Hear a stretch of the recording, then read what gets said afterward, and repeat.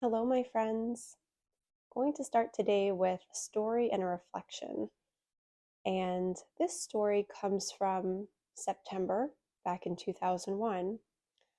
And to give context, I am growing up in New Jersey, a suburb of New York City that's not too far away from the central city. We're about 15 minutes. And on this particular morning, I'm sitting in my first period history class and waiting for our teacher to come in. And he does. He pops his head in and says, "A plane has just struck one of the World Trade Center towers." And he left. And my friend from the softball team, from sitting behind me, leans forward and says, "Is he serious?" And I was thinking I had spaced out and like missed some kind of assignment. And I said, maybe it's like a hypothetical, a writing prompt, something. It just sounded too far fetched. But he came in a couple minutes later.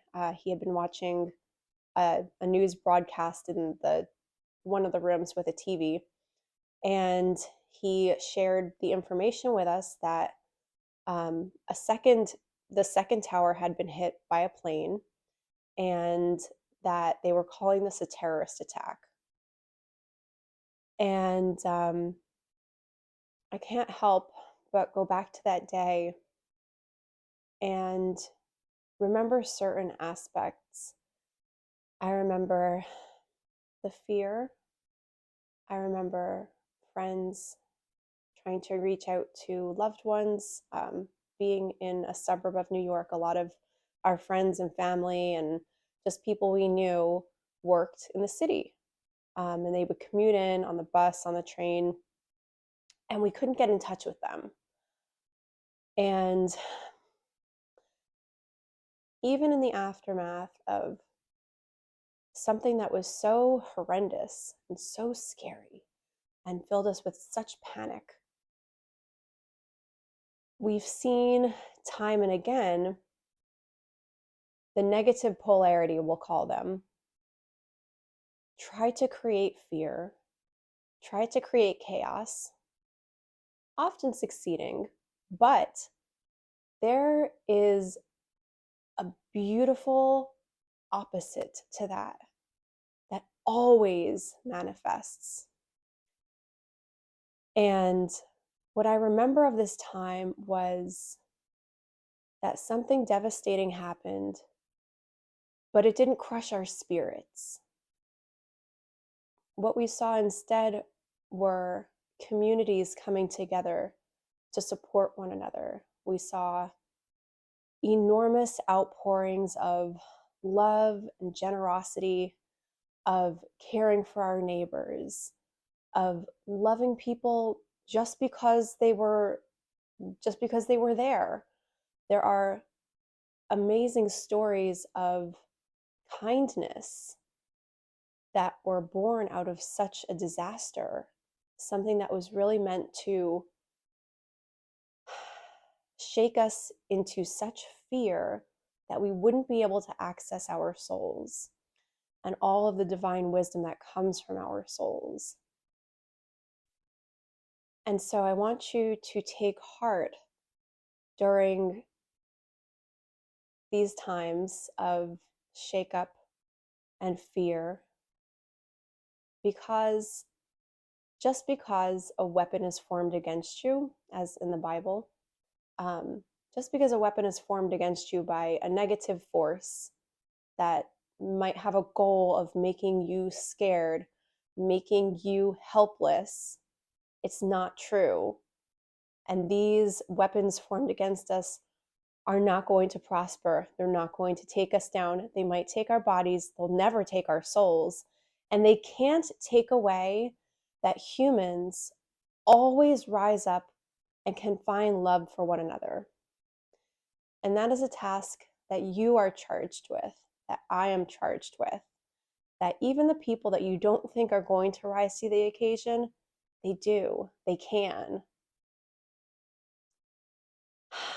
And so, although I'm calling this a prophecy for all of the days going forward with the things that are going to be thrown at us, all of those opportunities that the negative polarity is going to try to take to grab our power, grab our attention, grab at our souls.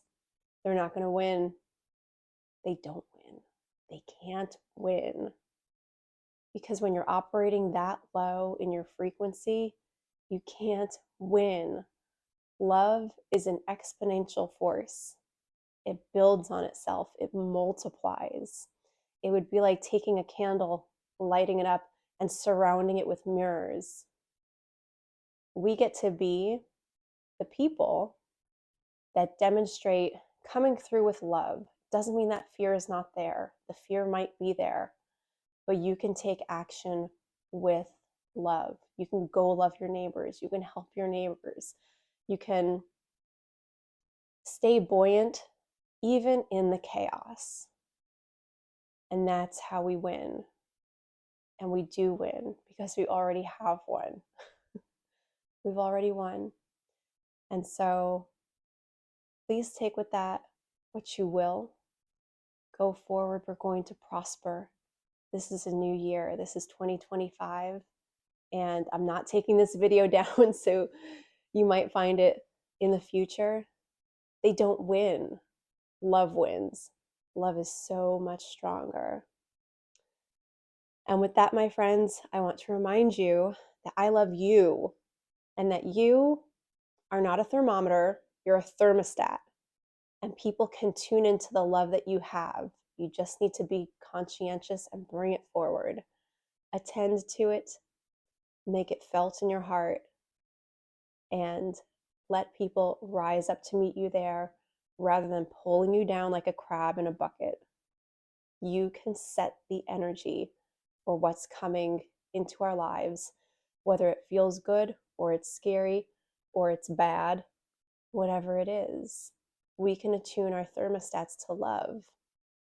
Our energy, our psychology even, it's contagious. And so if we hold true to what's real, love, peace, joy, being united with a benevolent, loving creator, we're going to prosper through this. And you're going to prosper. So that is my prophecy. It's rooted in real world experience. And it's going to keep happening. Try as they might, they're going to bring themselves down. And we're just going to stay in love. And with that, I love you. Go have a wonderful day. Make it wonderful. You can do it.